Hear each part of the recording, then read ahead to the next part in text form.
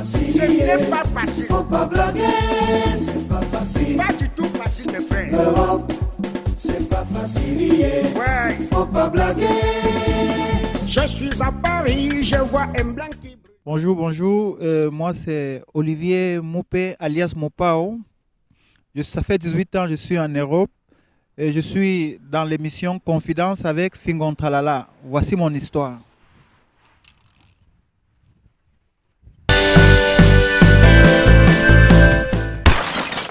Bonsoir la famille. Je sais que vous êtes déjà installés. Et alors, je suis là pour vous. Je serai toujours là pour vous. Aujourd'hui, j'ai pu marcher jusqu'à ce que Dieu a pu permettre à ce que je tombe sur un Africain, un Camerounais, qui est venu en Europe en aventure. Il a eu un parcours de combattant pour entrer en bain. Mais une fois en bain, il a manqué du respect et il a aussi manqué du respect en bain. C'est un Camerounais qui s'appelle, de son vrai nom, Mopi Olivier, mais qui a un petit sobriquet, Mopao. Bonsoir Olivier. Bonsoir Fingon. Tu vas bien? Ça va très bien. Tu es dans le cadre de l'émission Confidence avec Fingon Traladon. Tu as intérêt à dire la vérité et rien que la vérité. Parce qu'aujourd'hui, tu es un exemple. Pas seulement pour les Camerounais, mais pour beaucoup d'Africains. Dis-moi, quelle était ta motivation de quitter le Cameroun?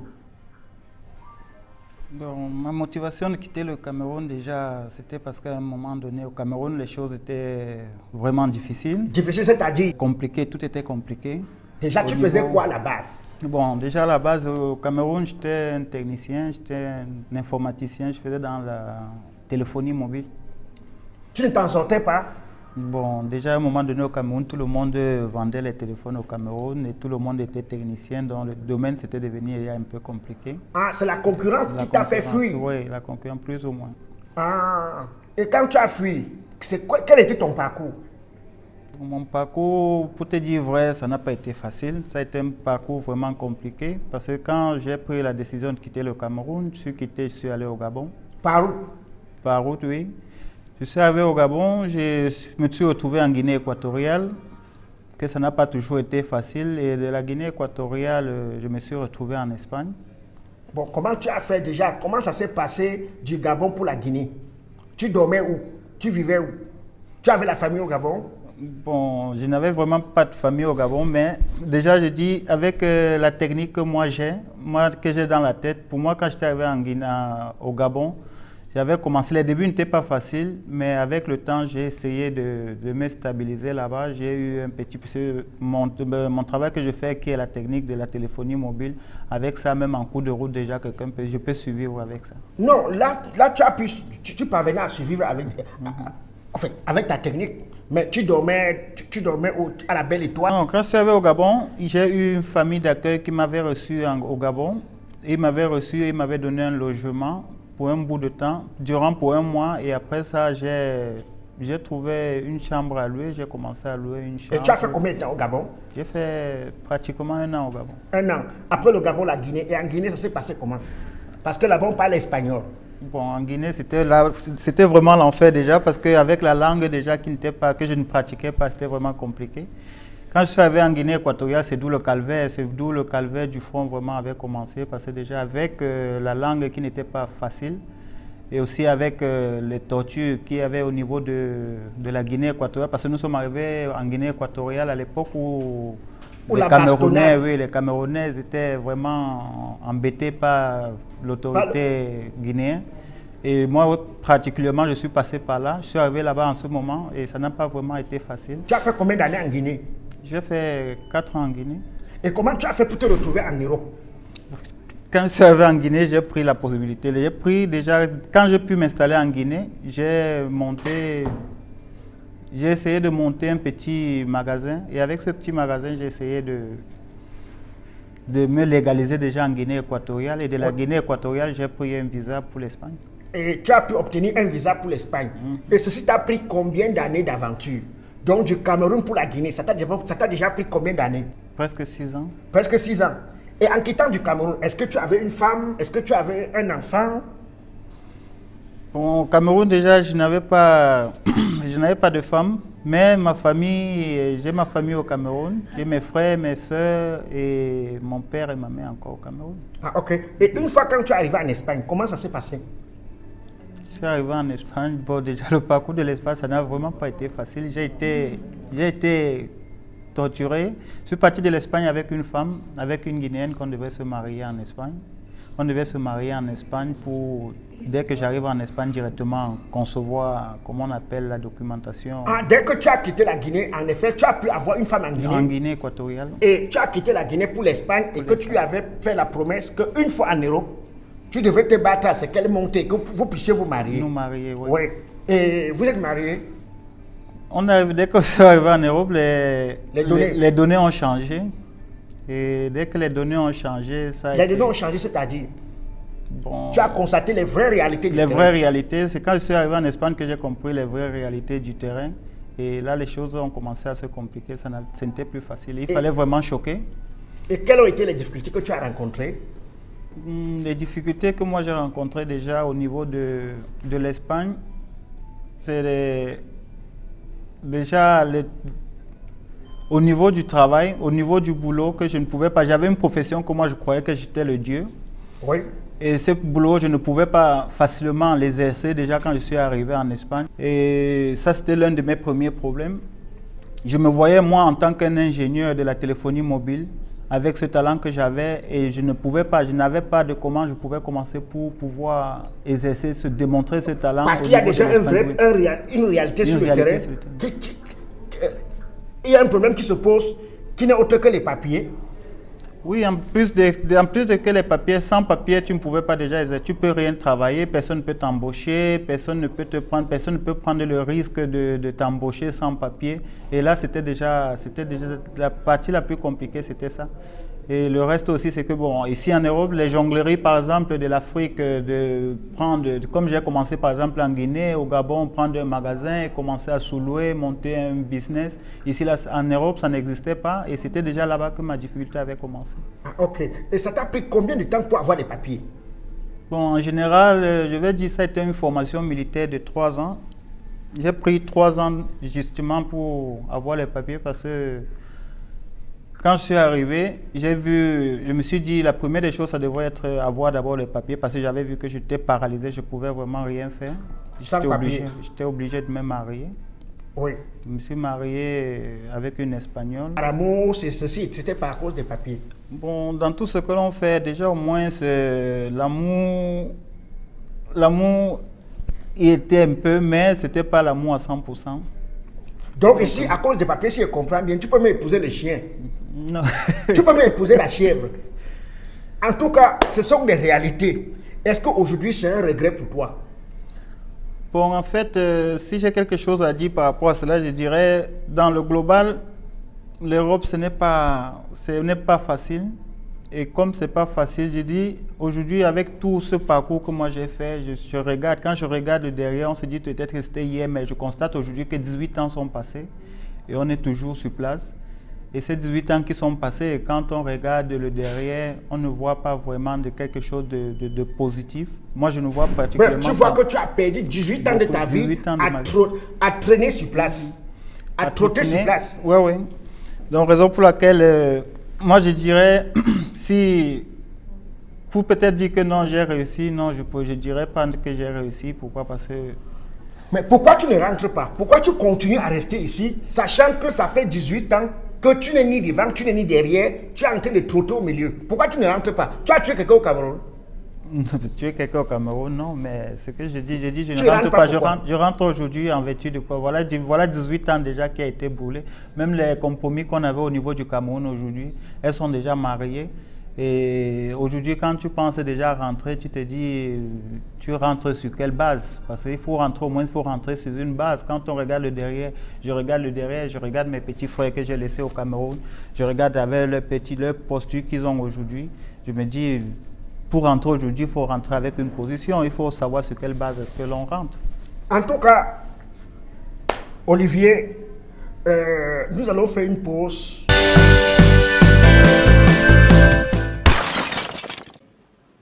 Bonsoir à tous. Les Africains. J'étais convaincue que sur l'invitation, il est écrit 20 heures. Et il est quasiment 22 heures. Vous avez un gros problème. Est-ce qu'il y a des Européens dans la salle? Non, tonton, quand je dis Européens, c'est les gens qui ont des vrais papiers, tout ça. C'est pas contre toi, mais... C'est pas grave. Est-ce qu'il y a des Camerounais dans la salle? Depuis que vous avez gagné la Coupe d'Afrique des Nations, on n'entend que vous. Pourtant, il n'y a pas longtemps, vous avez perdu contre la Guinée, hein, les gars. La Guinée. Ça ne fait rien. La Guinée. On n'entend jamais parler d'eux. Jamais. La Guinée. Mais bon, je dis vous, mais moi aussi je suis dans le cas. Parce que moi, je suis camerounaise et je suis européenne parce que je vis ici. Non, mais j'ai beaucoup souffert de la différence entre les Africains et les Européens. Mais il n'y a pas que ça. Hein. Il n'y a pas que ça. Vous savez, nous, les Africains, on n'a pas tous les bons loisirs des Européens. Non, parce que les Européens, eux, ils font ce qu'ils veulent. Non, mais c'est vrai. Moi, j'arrive chez une tata. Ma mère, déjà, avant d'entrer chez la tata, elle me dit, si on te propose à manger, tu dis non.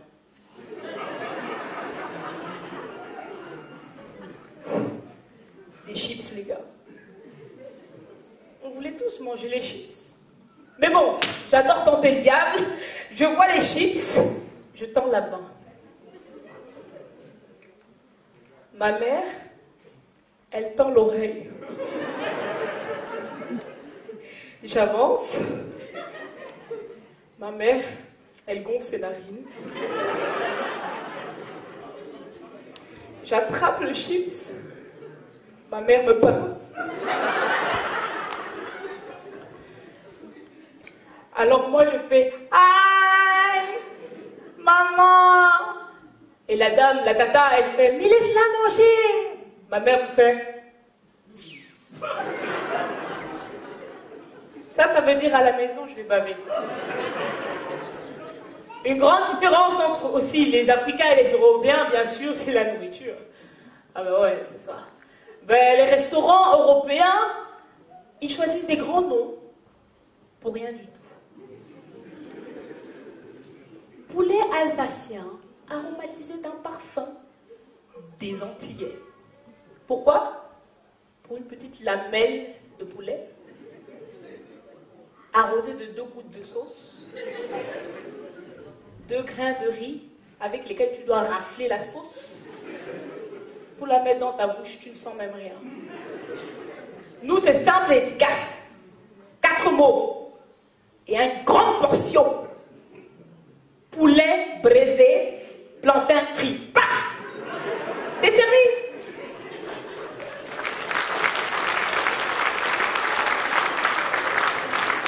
Et ce qui est encore mieux, hein, c'est qu'ils ne te donnent pas que ça, ils te donnent la boîte pour rentrer à la maison avec. Ben, je ne peux pas me plaindre. J'ai eu une bonne éducation, j'ai eu des bons parents. Je ne peux pas me plaindre. Mais bon, il faut bien avouer que les Européens et les Africains, bon, il y a une grande différence. Tout le monde dit, je pensais à un truc là, et je me dis, tout le monde dit, ouais, mais les choses bien, ça vient d'Amérique, les choses bien, ça vient d'Europe et tout ça. Non, jamais. Dites-moi, qui a inventé ça? C'est les Camerounais. Je vous jure. Ces trucs-là, ok, c'est les Américains, mais le bonjour je lève ma jambe jusqu'en l'air, c'est les Camerounais. Tout n'est pas l'Amérique. Vous voyez votre Beyoncé, là? Nous, on s'en fout d'elle. On a Coco Argenté.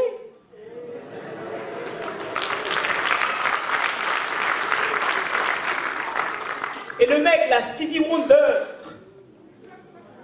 Et nous, on a André-Marie Tala. Hein.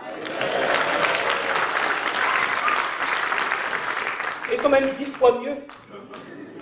C'est juste comme c'est en Afrique, on a peur de les médiatiser, blablabla, blablabla. Merci beaucoup. Merci beaucoup.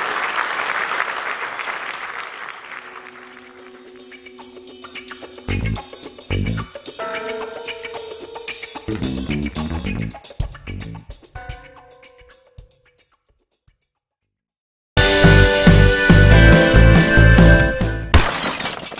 j'ai un conseil à donner à nos frères camerounais, Pas seulement camerounais. En fait, en général, nos frères africains, prendre la route pour venir en Europe, c'est pas moi.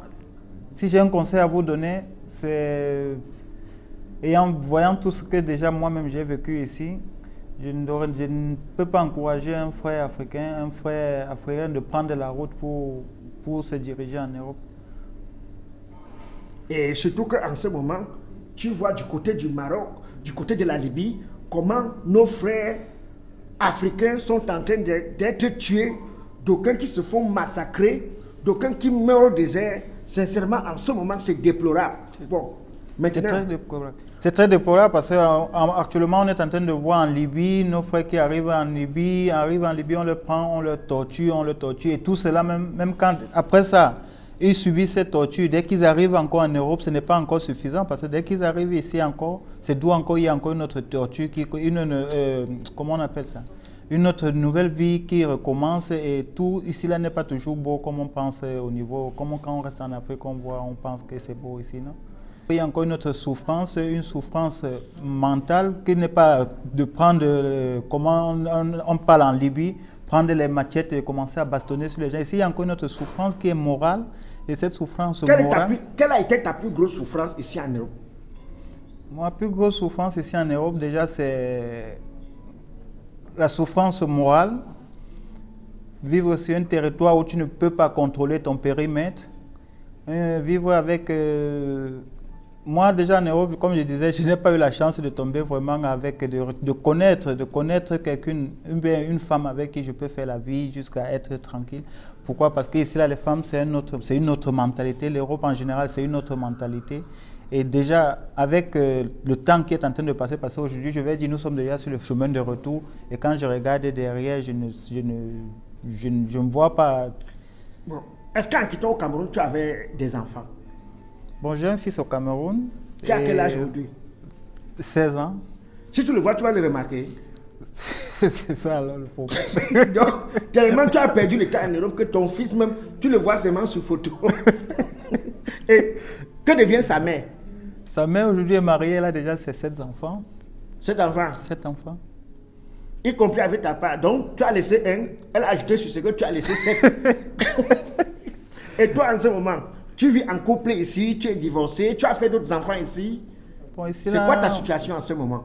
En Espagne, j'ai un enfant, j'ai un fils, un garçon de 4 ans. Là, tu es basé maintenant en Belgique? Là, je suis en Belgique, ça fait peu de temps. Mais en Espagne, j'ai un enfant avec... Et aujourd'hui, tu vis de quoi? Tu vis toujours des dépannages, du téléphone? Oui, bon, en fait, depuis que je suis dehors, c'est toujours mon travail. C'est avec mon travail que moi j'ai suivi, hein, qui est le service technique des GSM et le secteur informatique.